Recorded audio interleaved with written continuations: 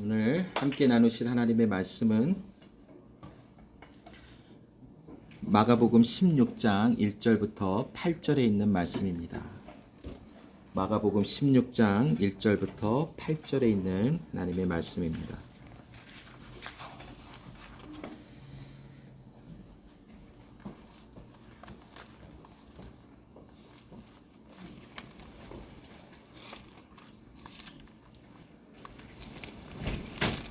마가복음 16장 1절부터 8절에 있는 말씀을 제가 읽겠습니다.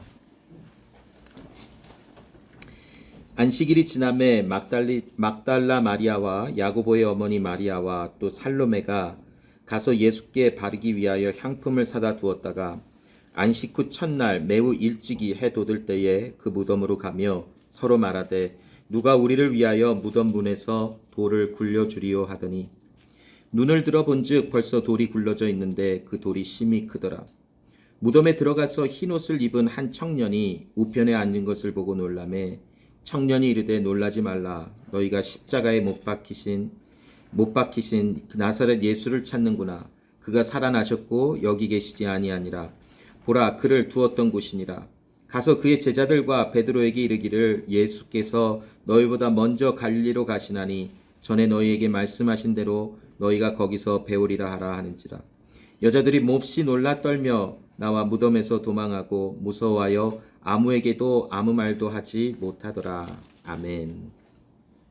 자, 오늘 우리 부활하신 예수 그리스도의 그 은혜를 또 함께 바라보며 함께 부활의 또 기쁨에 동참하는 그 은혜 가운데 하나님 앞에 예배를 드리고 있습니다. 오늘 특별히 마가복음 16장 1절로 8절 말씀을 통해서 부활의 첫 장면을, 부활의 첫 그 광경을 목격한 새 여인의 등장하는 그 마가복음의 마지막 부분에 나와 있는 이 말씀을 통해서 과연 이 예수 그리스도의 부활을 통해서 우리에게 어떤 복음의 메시지가 전해지는 것인가, 과연 우리가 살아가는 이 현실의 삶 속에서 이 부활하신 이 그리스도 예수로부터 전달되어져 오는 이 복음의 내용은 우리의 삶에 어떠한 영향을 끼치고 있는가, 우리는 어떠한 삶을 그 복음에 의해서 살아가줘야 되는가에 대한 말씀을 함께 나눠보려고 합니다. 자, 먼저 우리가 이 본문에 등장하는 이야기를 먼저 나누기 전에 예수님의 부활에 대해서 한번 먼저 생각해 보았으면 좋겠어요. 예수님은 왜 부활을 하셔야만 했었을까? 또 더 나아가서 예수님은 왜 십자가에서 죽으셔야만 했었을까라는 것이지.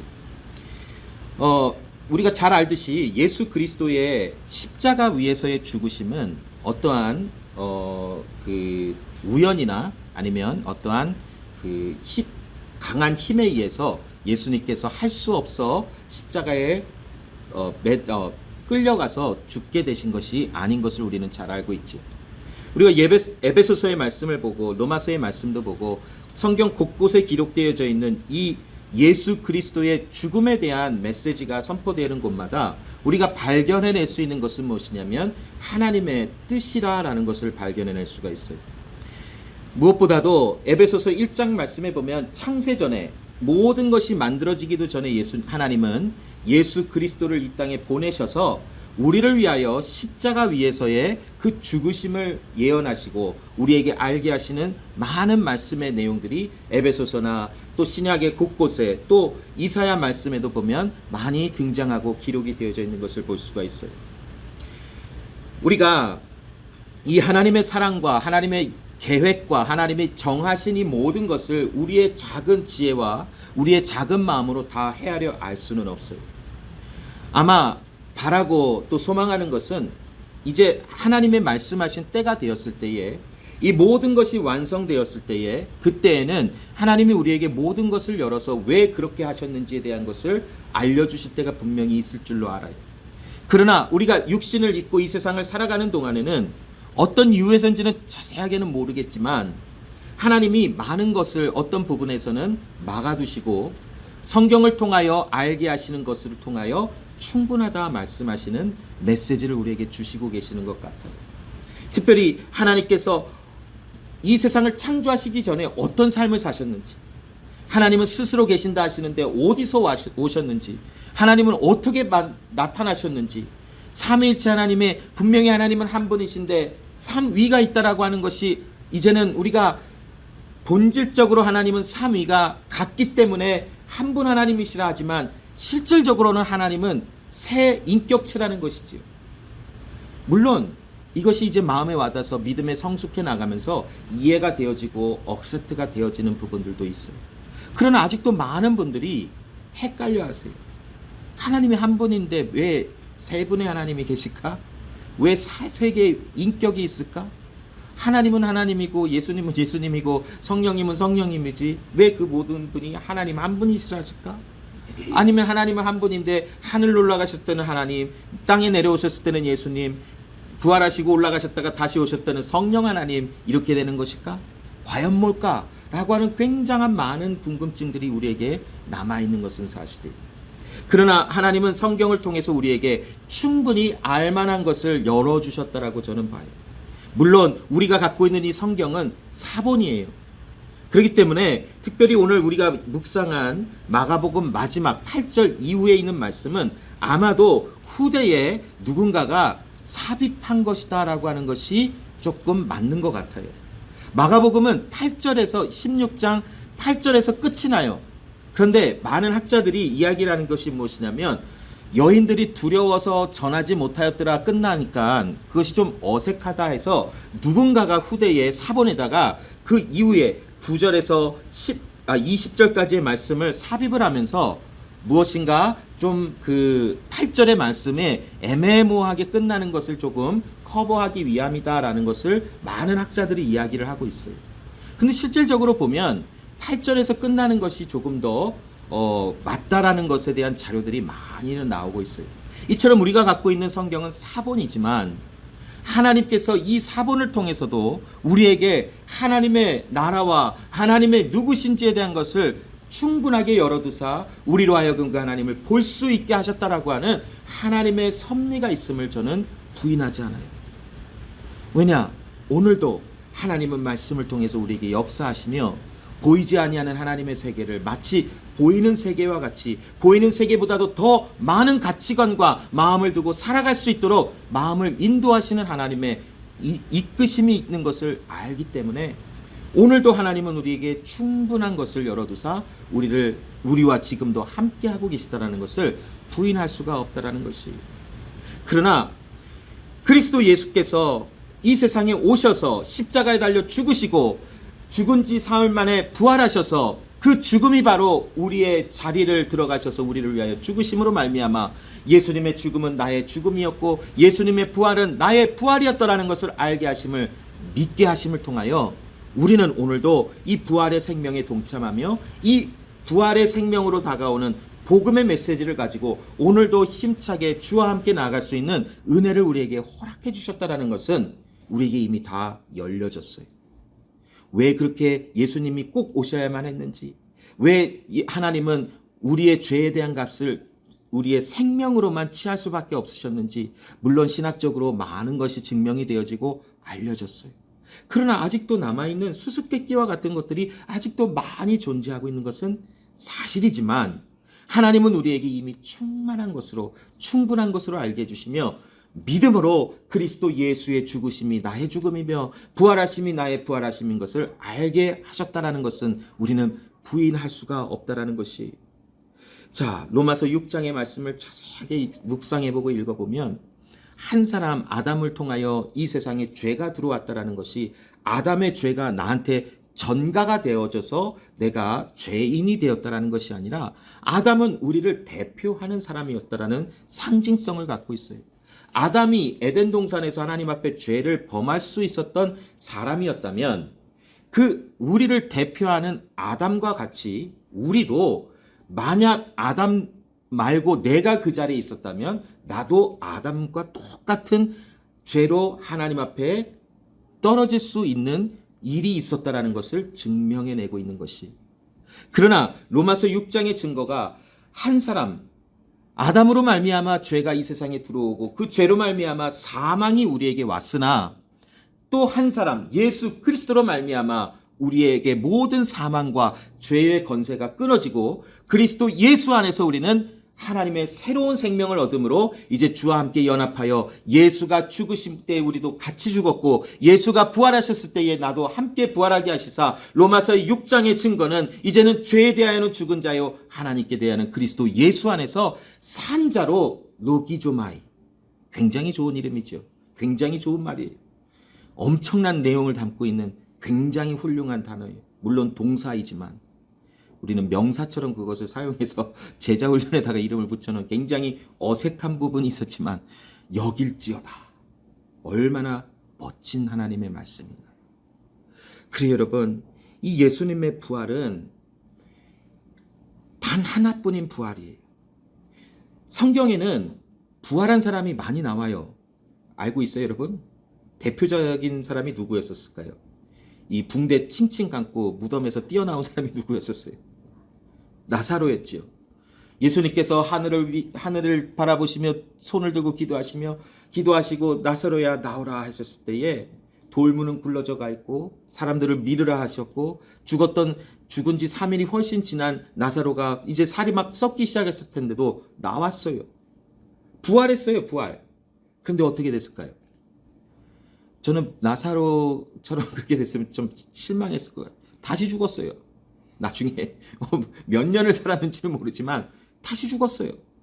자, 과부의 아들을 살려내시고 많은 아마 성경 이외에 죽었던 사람이 이 부활의 생명처럼 다시 일어나는 경우들이 아마 성경이 기록한 이외에도 어쩌면 더 많이 있었을 것 같아요. 이 성경은 예수님의 전 생애를 다 기록하고 있지는 않은 듯해요. 대표적인 것들을 기록하였고 큰 맥락에서 또 때로는 자세한 것도 이야기를 하시지만 우리가 자 오늘 1월 1일부터 12월 31일까지 1초 1초 간격으로 어떤 일이 있었는지를 쭉 나열하는 그런 책은 성경이 아니라는 거예요. 그렇다면 이 성경이 대표로 또 성경이 이야기하고 있는 부활의 생명이 이른 사람 이외에도 아마도 더 다른 사람들이 죽음을 맞이했다가 다시 살아난 경우들이 있었을지도 몰라요. 그런데 여러분, 그들은 결국 나중에 몇 년이 지난지는 모르겠지만 결국 또다시 죽음을 맞이해서 땅으로 들어가서 모든 몸은 흙으로 돌아가는 그 경험을 또다시 했어요. 하나님은 왜 그러셨을까? 누가 알 수 있을까요? 하나님만 아시겠죠. 그러나 우리가 분명히 이해할 수 있는 것은 그들의 죽었다가 부활의 생명에 일어나서 다시 살아난 것은 예수님의 부활과는 달랐어요. 왜냐? 예수님은 부활하신 다음에 다시는 죽음을 맛보지 않으셨다라고 성경 로마서는 우리에게 증거하고 있어요. 그러나 많은 사람들이 예수 이전에 죽어있는 자리에서 살아나서 그 부활이라고 하는 것을 경험함으로 우리에게 무엇을 얘기하셨나? 하나님은 그것을 거울처럼 우리에게 보여주신 것이 아닌가 싶어요. 죽어 있었던 자가 하나님의 은혜로 말미암아 그 죽음 가운데서 살아나듯이 예수 그리스도는 죽은 자 가운데서 살아나실 것을 얘기하시며 그들의 죽어 있었던 자리에서 살아남을 예수님의 죽음과 부활하심을 부분적으로나마 상징적으로 보여주시기 위함이 아닌가라고 싶어요. 왜냐? 그 죽어 있던 자들을 살려내시며 예수님의 하시는 말씀을 보면 하나님의 영광을 위함이라. 하나님의 영광을 위함이라. 또 하나님의 하시는 일이라는 것을 끊임없이 강조하셨단 말이에요. 그러면 예수 그리스도를 죽은 자 가운데서 다시 살리신 그 하나님의 역사는 무엇인가? 바로 우리를 살리시기 위한 하나님의 행하시는 일인 것을 말씀하시기 위하여 많은 사람들을 죽은 자 가운데서 살려내셨다라는 것을 우리는 성경을 통하여 알 수가 있어요. 그런데 이 예수님의 부활은 다시는 죽음을 맛보지 아니하고 잠자는 자들의 첫 열매가 되었다라는 것을 계속 강조를 하며 무엇을 설명하시는가? 마침내 첫 열매라는 것은 대표의 어떤 성향을 갖고 있어요. 마침내 우리도 예수 그리스도와 함께 부활의 생명에 이르게 되어 다시는 죽음을 맛보지 아니하리라라는 것에 대한 마침이 되었다라는 것이. 바로 예수님의 부활은 바로 이러한 부활이에요. 또한 예수님이 부활하심을 통하여 우리에게 조금 더 확고하게 전달된 것이 무엇이냐면 마지막이 시작되었다라는 것이. 우리가 마지막 말세다, 종말이다라고 하는 말은 지금이 이제는 말세다라고 하는 것을 얘기하는 것이 아니에요. 예수 그리스도가 오심을 통하여 이미 마지막 때가 되었다라는 것이 선포가 되었어요.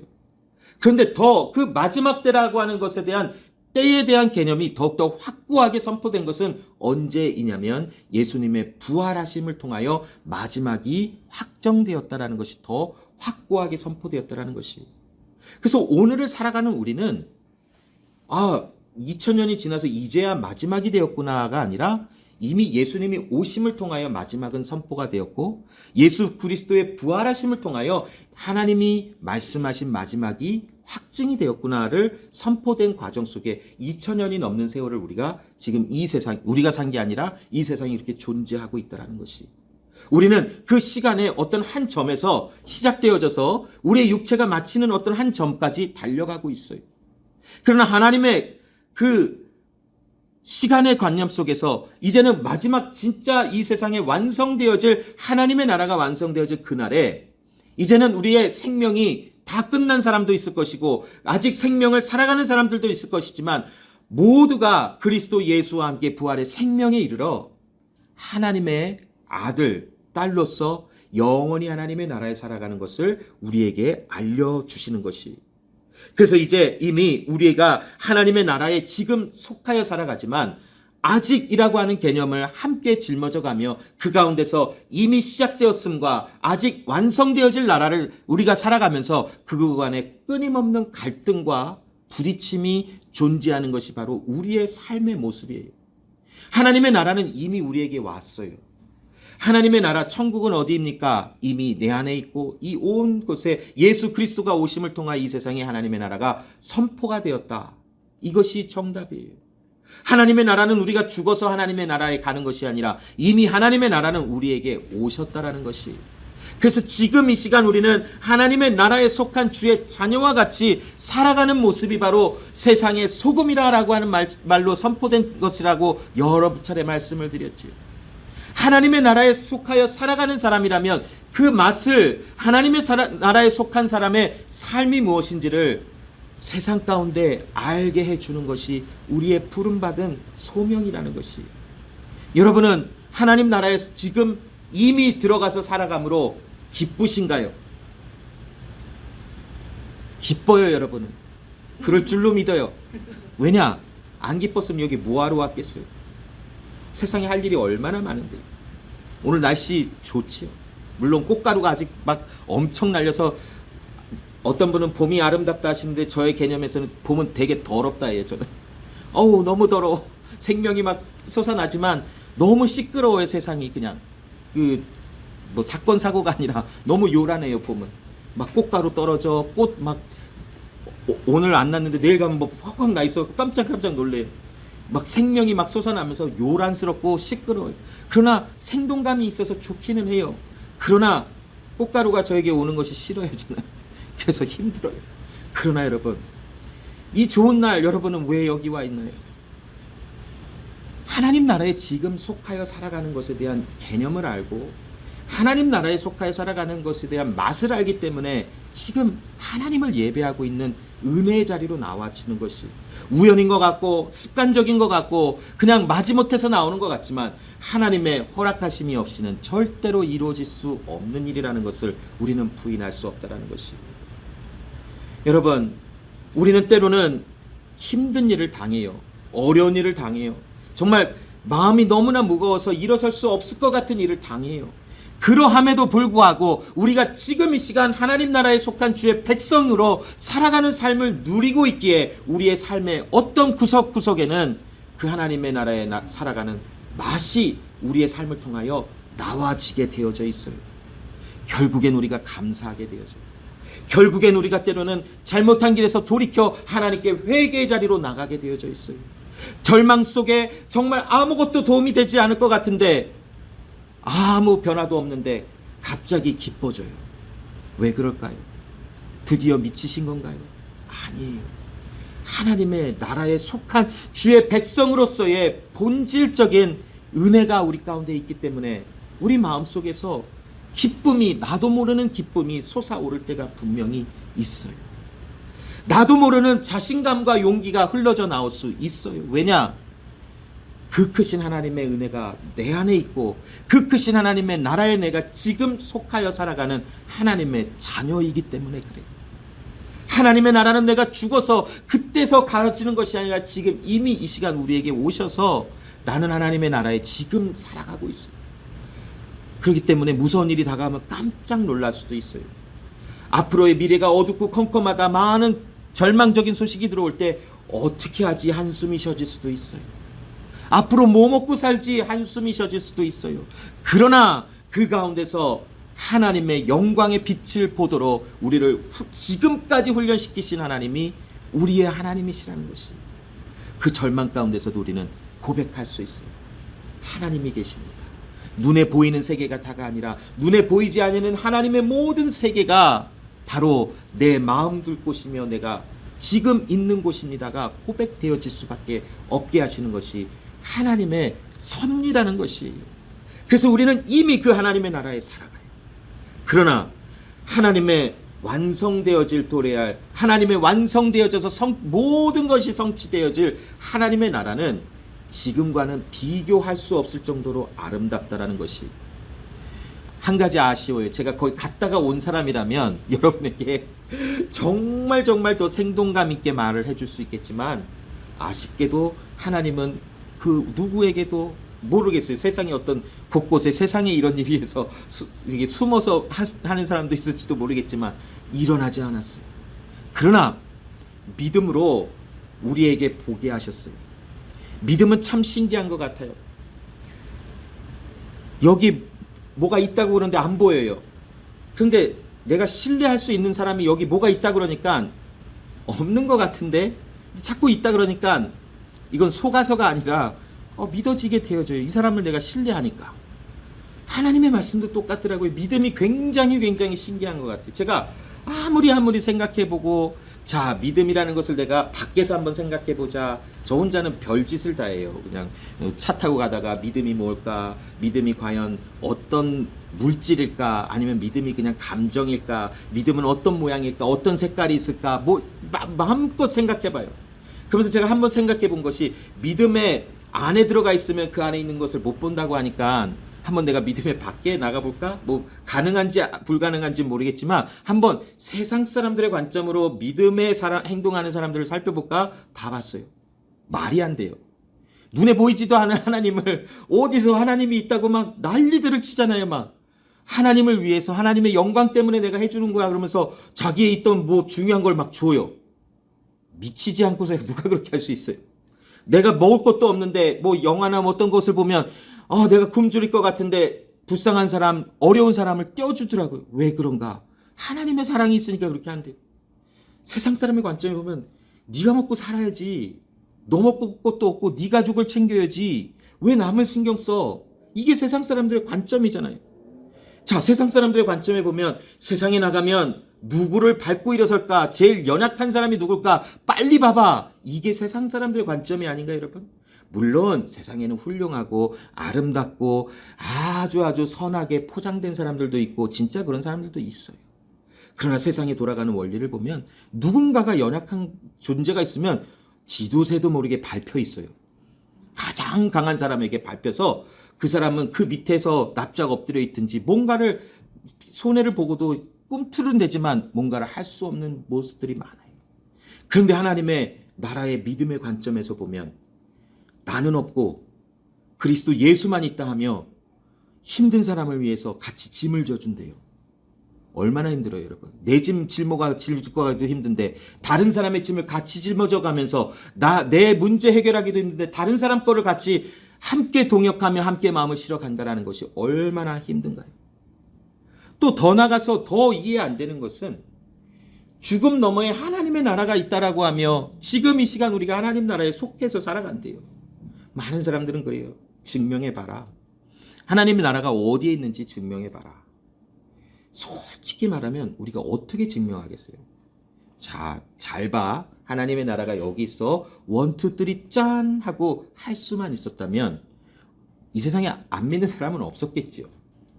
그러나 여러분, 현실은 아무리 우리가 하나님의 나라야 1, 2, 3 나타나라. 이 사람의 눈이 열려져서 하나님의 나라를 보게 되라. 아무리 외쳐대도 과연 되던가요? 안 돼요. 그런데 여러분 신기하지 않아요? 우리는 그걸 믿고 있어요. 얼마나 세상의 관점에서는 한심하게 보일 수 있고, 저 사람들은 종교라고 하는 힘에 너무 이 참 정신이 많이 이렇게 좀 이 세뇌를 당해서 그런 거야, 이런 말을까지 할 정도로 믿음의 세계는 믿음 세계 밖에서 바라볼 때에 이해할 수가 없는 것이라는 것이. 그런데 하나님께서 우리에게 믿음을 주셔서 이미 우리에게 임하신 하나님의 나라와 이제 완성되어질 하나님의 나라를 믿음으로 바라보게 하시는 거예요. 마치 아브라함이 그 하나님께서 그를 모든 민족을 복을 받게 하시고 그가 바라보는 땅을 주시고 그 자손들에게 하나님의 은혜를 복을 주셔서 땅을 차지하게 하신다, 그 말을 들었을 때에 아브라함의 믿음을 보니까 하나님의 도성을 바라봤대요. 하나님의 도성이 과연 뭘까? 결국 제가 한번 생각해 볼 수 있었던 건 하나님의 나라가 아니었을까라고 생각해 봐요. 하나님의 통치. 그런데 아브라함의 시대에는 보면 이 복음이 이렇게 우리에게까지 열려진 것만큼 완전하게 다 열려지지 않았어요.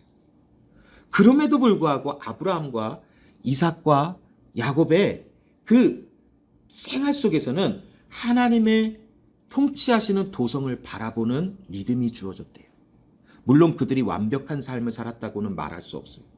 살아가는 그들의 모습을 보니까 참으로 이상하고 한심한 부분도 분명히 있었어요.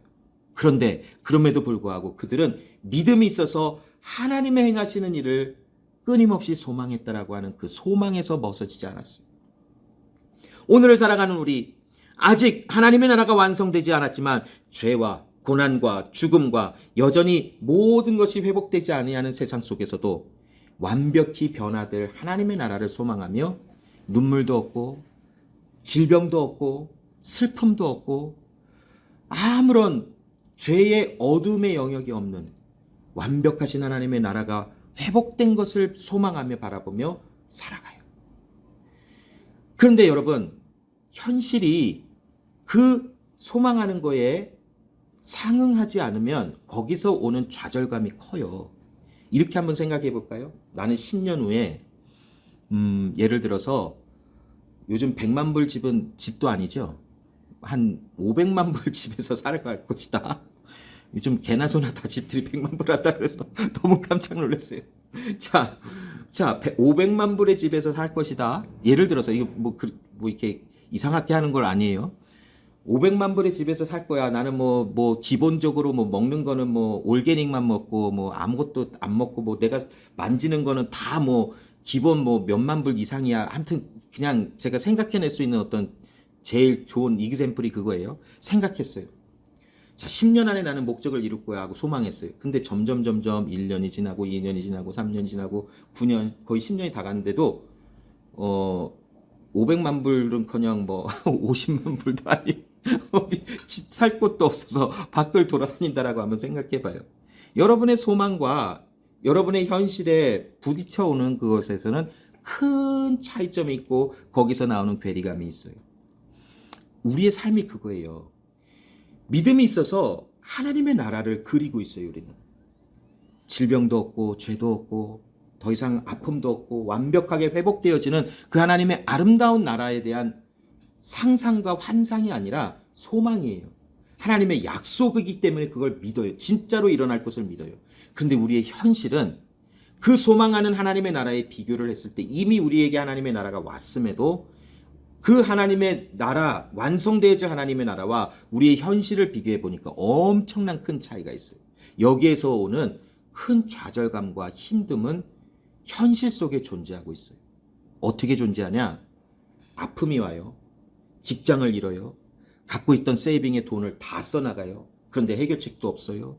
또 사랑하는 가족들이 질병을 앓고 한 분씩 돌아가시고 하나님의 부르심을 받아요. 또 내가 아파지고 내가 점점 쇠퇴해져 가는 것을 느껴요. 이 모든 것이 하나님의 나라의 회복됨과는 좀 거리가 멀어요. 거기에서 오는 큰 좌절감과 힘듦을 우리는 맞닿으며 가지고 살아가는 것이 우리의 현실의 삶이에요. 자, 오늘의 말씀은 이제부터 시작을 해요. 깜짝 놀랐지요. 자, 오늘 이 복음을 통해서 부활하신 예수님을 통해서 대반전이 일어난다라고 또 말할 수 있어요. 자, 오늘 본문에 보면 세 명의 여인이 마리아와 야고보의 어머니 마리아와 살로메라고 하는 사람이 무덤으로 나가지요. 자, 이 당시 예수님의 이 십자가에 돌아가시고 부활하시고 이 당시에는 여인들은 참 소외의 대상이었었어요. 사람을 카운트할 때도 여자와 아이들을 카운트를 안 했어요. 누구의 발상인지 왜 그랬는지는 잘 모르겠어요. 근데 그 당시의 문화가 그랬어요. 남자들은 우월주의적인 사상을 가졌는지 아니면 그 문화가 그 자체가 그런 건지 다 이해할 수는 없지만 그냥 자기들만이 존재를 해요. 그래서 사람들 세우면 여기 단 2명만 있는 거예요. 여기 세 분은 지금 카운트가 안 돼요. 다 저기 몇 명 모였어요? 2명 모였어요. 아, 그래요? 어유, 그렇군요. 그 3명은 아유, 아니에요. 2명만 모였어요. 이게 그 당시에 그 모습이었어요. 근데 오늘 본문에 보면 첫 번째 부활하시고 첫 번째 그 부활의 소식을 누가 듣는가? 세 여인이 들어요. 왜 복음서에서 왜 세 여인이 가서 예수님의 부활의 첫 소식을 여인들이 듣는가라는 것에 대한 궁금증을 한번 살펴봐야 돼요. 자, 그 당시 자꾸 보잘것없다라고 여겨지는 여인들의 세상적인 신분을 갖고 있었어요. 그러함에도 성경은 하나님께서 여인들을 통하여 예수 그리스도의 부활의 소식을 듣게 하시고 그들의 입술을 통하여 제자들에게 알리게 하셨어요. 이것을 통해서 우리에게 복음의 속성, 본질적인 속성을 우리에게 알려주고 계신다는 것이 고린도전서 1장 27절로 29절에 보면 보잘것없고 약하고 아무것도 할 수 없는 것을 통하여 하나님은 하나님의 일을 하신다라는 것에 대한 메시지가 이것을 통하여 나오는 것이 아닌가라고 살펴볼 수 있어요. 그 당시 많은 여인들은 사람의 어떤 숫자에 들어가지 못할 정도로 세상에서 굉장히 밑에 있는 어떤 그런 클래스에 속했던 사람들인 것 같아요. 그러나 하나님은 그 그리스도 예수의 부활의 첫 소식을 여인들에게 알게 해주고 그 여인들의 입술을 통하여 전달하게 하시는 것에서는 우연히 있는 것이 아니라 분명한 하나님의 메시지가 있었다라는 것이, 그것은 무엇이냐면 보잘것없는 어린아이와 같은 존재들을 통하여 하나님은 일을 하신다라는 것이. 왜 성경은 가난한 자를 들어서 사용하시는 하나님이라고 말씀하실까? 그것이 가난하다라는 것이 결국 돈이 없다라는 것을 얘기하는 것일까? 결코 그렇지 않더라고요. 어린아이와 같다라는 것은 정말 하나님을 의존하고 하나님 앞에 정말 모든 것을 내어주는 어떤 그런 마음의 믿음의 모습을 이야기를 하고 있어요. 바로 이 세 명의 여인을 등장시키시면서 하나님은 하나님께 속한 자들의 모습을 이야기하고 계신 것이 아닌가 싶어요. 이것을 통하여 이제 복음은 모든 것이 하나가 되게 하시는 것이다라고 하는 메시지를 또한 주고 계시다라는 것을 우리는 결론을 지어볼 수 있어요. 시간 관계상 다는 볼 수 없지만 갈라디아서 3장 28절로 29절의 말씀을 제가 한번 읽어볼게요. 갈라디아서 3장 28절로 29절에 보면 너희는 유대인이나 헬라인이나 종이나 자유인이나 남자나 여자나 다 그리스도 예수 안에서 하나이니라. 너희가 그리스도의 것이면 곧 아브라함의 자손이여 약속대로 유업을 이을 자니라. 여러분, 왜 하나가 되지 못할까라는 것을 생각해 봤을 때 이 사람은 나랑 다르다라고 하는 것에 대해서 하나가 되지 못하는 것이 가장 많더라고요. 왜 다르다라고 생각을 했을까? 거기에는 여러 가지 요소가 있어요. 신분이 다르다, 본질적으로 다르다, 얘는 나와의 생각이 다르다, 또 얘는 나의 삶의 수준과 다르다, 여러 가지 다름을 통해서 하나가 되지 못하는 것이 우리의 살아가는 이 삶의 현실적인 모습이에요. 그런데 이 당시 여인들을 통해서 하나님은 복음의 예수 그리스도의 부활의 소식을 알게 하시고 알리셨다라는 것은 복음의 본질이 무엇인가? 복음은 우리의 마음을 뚫고 들어와 우리의 삶을 자체를 뚫고 들어와 연약하고 작은 자들을 통해서 일하시는 하나님을 보여주시지만 결국 그 복음의 본질 안에서 우리를 하나 되게 하시는 하나님이 계시다라는 것을 알게 해 주신다라는 것이, 그것이 복음을 통하여 우리에게 나가오는 굉장한 획기적인 어떠한 변화라는 것이. 자, 두 번째 우리가 살펴볼 수 있는 것은 무엇이냐면, 자, 이 여인들이 그 무덤에 나가면서 걱정을 했었잖아요. 누가 우리를 위해서 이 큰 돌을 굴려줄 수 있을까? 근데 그 여인들이 무덤에 갔을 때 어떤 일이 일어났어요? 이미 돌은 굴러갔어요. 그리고 그들이 목격할 수 있었던 것은 더 큰 문제를 얻었어요. 무엇이었는가? 부활은 굉장히 영광스러운 것이었지만 여인들의 입장에서는 큰 사건이었어요. 예수님의 몸이 어디 갔냐라는 거예요. 이 예수님의 몸이 어디 갔을까? 이런 걱정과 근심이 다가올 수도 있었을지도 몰라요. 그러나 그것을 더 뛰어넘어 어떤 것이 있었는가? 하나님은 지금 여인들의 생각 속에 이 돌을 굴러뜨리는 것, 그 예수님의 몸에 향유를 바르는 것이 이 사람들에게는 가장 지금 중요한 어떤 포커스였지만, 하나님의 행하시는 섭리에서는 그 무덤에 돌이 굴러가게 하는 거, 그들이 예수님의 죽은 시체를 향유를 바르는 거, 이게 하나님의 포커스가 아니라 부활의 생명이 이르게 하시는 하나님의 섭리가 집중되어져 있다는 것을 알게 해주시는 거예요. 여러분, 우리가 삶을 살아가면서 우리가 한 가지 확신할 수 있는 것은 무엇이냐면, 하나님의 섭리는 우리를 단 1초도 내버려 두지 않는다라는 것이. 그러면 우리가 살아가면서 하나님의 보호하심 속에서 단 1초도 하나님의 밖에서 살아갈 수 없는 존재들인데, 우리에게 어려움이 생긴다, 우리가 지금 신경 써야 되고 마음을 두는 어려운 문제들이 우리의 지금 삶 속에 산처럼 쌓여 있다. 여기서 우리의 취할 모습은 무엇인가? 여러분, 누가 우리를 위하여 이 돌을 굴려줄 것인가요? 아니면 하나님께서 예수 그리스도를 죽음 가운데서 살려내신 것에 대한 섭리를 보고 그 하나님의 영광을 돌리는 것일까요? 우리는 동일하게 누가 우리의 일을 위하여 돌을 굴려줄 수 있을까를 생각할 수밖에 없는 삶을 살아가요. 아직 완성되지 않은 하나님의 나라에 소망하는 삶을 살아가기 때문에 죄로 인하여, 연약함을 통하여 우리에게 끊임없이 다가오는 문제와 고통과 아픔과 죽음이라는 것을 끊임없이 경험할 수밖에 없어요. 그러나 여러분, 하나님께서 이 예수 부활의 사건을 통해서 여인들에게 알게 해주신 것이 무엇인 줄 알아요? 하나님의 섭리를 보라는 거예요. 하나님이 그리시는 그 큰 그림을 좀 볼래라는 거예요. 이 여인들은 자그만 걸 봤어요. 누가 우리를 위하여 이 돌을 굴려줄 수 있을까?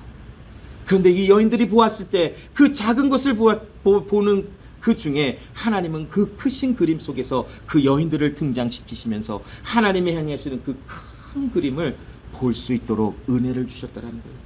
우리가 고통과 아픔을 통과할 때마다 그 당시에는 다 알 수 없어요. 그러나 지나가서 보면 하나님의 행하셨던 흔적들이 다 있어요.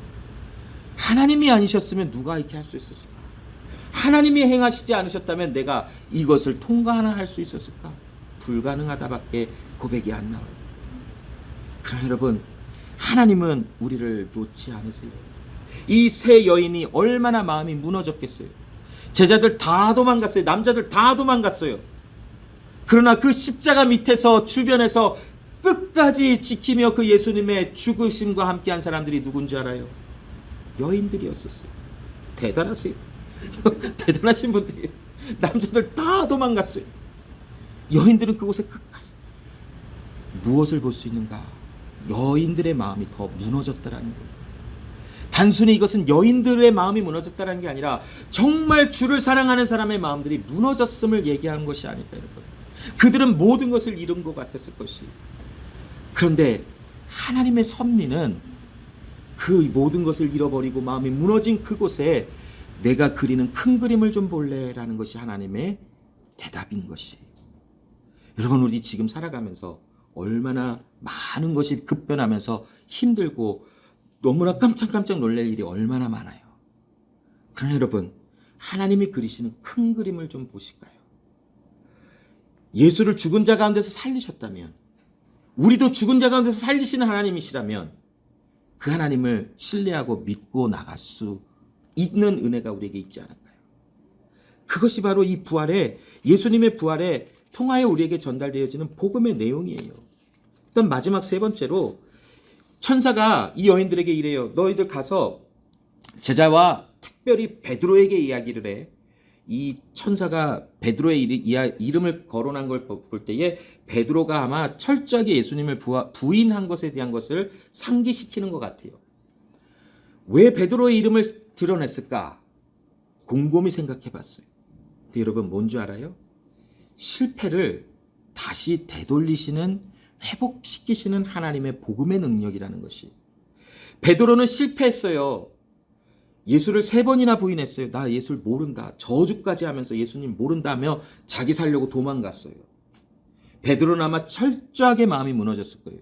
그런데 예수님의 부활하심의 그 사건 속에서 천사가 여인들에게 제자들과 베드로에게 가서 말해. 예수님이 너에게 이전에 말씀하신 것처럼 내가 갈릴리로 먼저 가서 너희를 기다리고 있을 테니 거기 와서 만나자.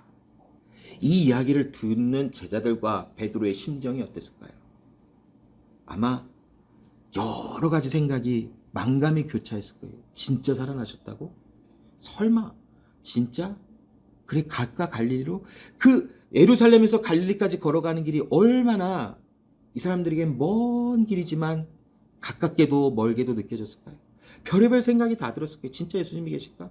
진짜 거기서 우리를 만나주실까? 거기서 뭘 하셨을까요? 하나님이 회복을 시키시더라고요. 무너진 곳에서 회복을 시키시고 갈릴리같이 아무것도 초라하고 기대할 수 없는 그곳으로 다시 복음이 그곳에서부터 흘러져 나오는 하나님의 반전이 이 예수 그리스도의 부활의 메시지와 함께 선포되고 있다는 놀라운 사실이에요. 여러분 우리는 인생을 살아가면서 얼마나 많은 것을 실패해요. 하나님을 사랑한다고 분명히 고백했지만 나가서 집에 간 바로 하나님의 사랑이고 뭐고 내 감정이 중요해라고 나의 힘을 과시를 하죠. 말로 하고 막 힘으로도 할 수도 있고 별짓을 다 할 수도 있죠. 그러다가 또 정신 차려보면 하나님 미안합니다. 잘못했습니다. 그러나 또 돌아키면 또 나를 드러내고 얼마나 자주 있어요. 그 무한 반복되어지는 실패에서 하나님은 우리를 끊임없이 회복시켜주세요. 저는 물론 시간이 굉장히 많이 갔어요. 미안합니다. 아직도 갈 길이 좀 많았지만 여기서 마무리를 지려고 그래요. 자, 제가 이 말씀을 읽다가 정말 마음에 큰 짐이 하나가 다가왔어요. 이사야 62장 10절부터 12절 말씀을 제가 한번 읽어볼게요. 성문으로 나아가라 나아가라 백성의 길을 닦으라 큰 길을 수축하라 돌을 제하라 만민을 위하여 깃발을 들라 기치를 들라 여호와께서 땅 끝까지 선포하시되 너희는 딸 시온에게 이르라 보라 내 구원이 이르렀느니라 보라 상급이 그에게 있고 보응이 그 앞에 있느니라 하셨느니라 사람들이 너를 일컬어 거룩한 백성이라 여호와께서 구속하신 자라 하겠고 또 너를 일컬어 찾은 바 된 자요 버림받지 아니한 성읍이라 하리라. 제가 이 말씀을 읽을 때 이 말씀이 갑자기 생각나면서 큰 부담으로 다가왔어요. 왜냐? 이 말씀은 우리 이투스 제자교회가 하나님의 말씀으로 나아가며 함께 예배드릴 때에 우리에게 감동으로 주셨던 하나님의 말씀이 특별히 성문으로 나아가라 백성의 길을 닦으라 큰 길을 수축하고 돌을 제하라 만민을 위하여 깃발을 들으라 하시는 이 말씀이 저의 마음과 우리 모든 사람들의 마음을 분명히 움직였을 거예요. 그런데 지금 와서 돌아보면 너무나 힘이 없어요. 아무것도 못하고 있어요. 뭘 하고 있을까? 그냥 이 큰 병에 걸린 사람이 산소호흡기를 끼고 생명을 연명하는 어떤 그런 모습은 아닐까라는 것이 갑자기 머릿속에 그려졌어요. 그러면서 정말 큰 부담으로 다가왔어요. 그런데 여러분 하나님의 복음, 예수 그리스도의 부활의 생명의 복음은 우리를 실패의 자리에서 다시 일으켜 일어나게 하시는 하나님의 복음의 메시지라고 하는 이 소망차고 희망의 메시지가 저의 가슴을 마구 찔러댔어요. 아파요. 찔르니까. 엄청 아파요. 놀래요. 그러나 어떤 현상이 일어났는가? 그래요 하나님? 하나님이 하시는 큰 그림이 이거란 말이지요? 그럼 이제 내가 어떻게 했으면 좋겠어요? 그게 저의 질문이었어요. 여러분에게도 동일한 하나님의 질문이 이 시간 여러분의 마음을 울렸으면 좋겠어요. 대답은 한 가지밖에 없는 것 같아요. 하나님은 하신다예요. 우리는 순종하게 되어진다라는 게 우리의 삶의 결론이 아닐까요, 여러분? 여러분, 삶의 어려움이 있을 수 있어요. 용기를 내고 힘을 내요. 왜? 여러분은 그럴 수 있을 만한 사람들이기 때문에 그래요. 쭈구리가 아니에요. 정말 이렇게 움츠려들 사람들이 아니라는 거예요. 여러분이 잘나서가 아니라 하나님이 우리를 부르셔서 하나님의 나라의 백성 삼으신 사람이기 때문에 그렇다라는 거예요. 그게 핵심이에요, 여러분. 내가 잘나서 내가 힘이 있어서 문제가 있어도 난 일어날 거야. 그게 아니에요. 우리는 아무리 힘이 있어도 하나님의 행하시는 이 모든 일 앞에 아무것도 할 수 없는 존재예요. 그러나 그 아픔과 현실 속에서 일어날 수 있는 오직 한 가지 소망은 무엇인가? 우리를 하나님의 다시 일으키시고 회복시키시는 그 은혜의 자리에 들어가게 하신 사람들이기 때문이라는 것이, 거기에 핵심의 메시지가, 이 부활은 그래 예수님 부활하셨어, 내년에도 부활하실 거야, 그 후에도 부활하실 거야, 그게 아니에요. 지금 이 시간 나의 삶에 부활하신 예수 그리스도의 생명을 통하여 다가오는 이 복음의 대반전, 본질, 이것이 지금 나를 움직이고 있다는 거예요. 내년에도 우리는 똑같이 이런 것을 경험할 수도 있을지도 몰라요. 그러나 저는 감사해요. 주님 오실 때까지 우리는 이렇게 경험할 것이다. 감사하죠. 우리가 그렇게 연약한 존재들이니까. 그러나 하나님은 실패하지 아니하신 하나님이다. 하나님은 헛소리 하시거나 내가 이걸 그랬어 잊어버리시는 하나님이 아니시다는 거예요. 그 하나님의 은혜가 오늘 이 시간 우리와 함께 하십니다. 그러므로 여러분, 강하고 담대하게, 물론 고통을 통과할 때 어렵고 눈물 나고 힘들 수 있어요. 답이 없다. 그런데 여러분, 답이 없는 그것이 정답인 줄 알아요, 여러분? 몰라요? 저는 여러 번 느껴요. 정말 요즘을 살아가면서 정말 육체의 한계, 끝이 왔다라고 여러 번 느꼈어요. 여기까지인가 보다라는 생각도 있었고, 정말 이 갑자기 해야 할 일이 많으니까 여러분, 공황장애처럼 이렇게 막 그 숨 막혀 오는 걸, 여러분, 그렇다고 공황장애는 아니에요. 그러나 숨 막혀 오는 듯한 그런 프레셔가 가끔씩 나와요. 답이 없다. 근데 그게 답이다라는 거예요. 그때마다 저의 저 깊은 곳에서 누구의 이름을 부르는 줄 알아요, 여러분? 아버지요. 하나님 아버지요. 하나님 아버지. 다른 기도도 안 나요. 그냥 하나님이요. 하나님이시여. 하나님이요. 이거밖에 안 나와요. 그런데 저의 그 외침에 모든 게 들어가 있더라고요. 내가 너와 함께 한다. 그 말이면 되지 않아요, 여러분? 더 이상 뭐가 필요해요? 하나님이 함께 하신다는데. 그게 정답인 것 같아요. 그러니 여러분, 그거는 누구에게만, 그래 얘는 안 줄 거니까 조용해, 너한테만 줄 거야, 그게 아니더라고. 하나님이 사랑하신 우리 모두에게 주시는 동일하신 하나님의 은혜라는 것이에요. 그러므로 여러분, 어렵고 힘들어요. 참고 인내해요. 왜냐? 우리는 그럴 만한 사람들이기 때문에 그래요. 그러므로 여러분, 오늘도 힘차게 하나님의 부활하신 그 생명의 복음을 통하여 여러분 일어나시는 여러분 되시기를 간절히 바랍니다. 기도하겠습니다.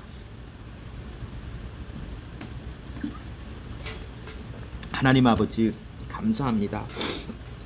오늘도 주님께서 우리와 함께 하심으로 우리가 이 부활의 생명의 은혜를 경험하며, 특별히 부활하신 예수 그리스도의 그 부활의 생명의 말씀을 통하여 우리에게 복음의 은혜를 알게 해주신 것 감사합니다.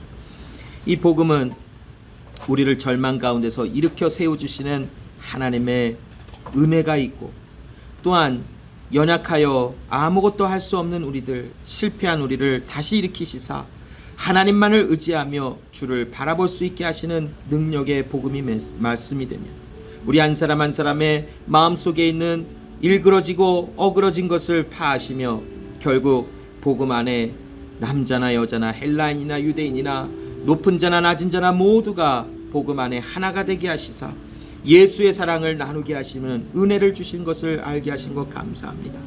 하나님 아버지, 문제 앞에서 어찌할 바를 모르나 하나님의 큰 그림을 보게 하여 주시옵소서. 하나님께서 그리시는 그 모든 섭리를 보게 하여 주시고, 아버지께서 말씀하시는 그 말씀대로 나아가는 우리 한 사람 한 사람 될 때에 오늘도 힘차게 일어나 복음에 주시는 은혜 안에 예수 부활의 생명을 찬양하며 그 기쁨에 마음껏 주의 이름을 부르는 우리 모두가 될 수 있도록 함께하여 주시옵소서. 감사드리며 예수님의 이름으로 기도합니다. 아멘.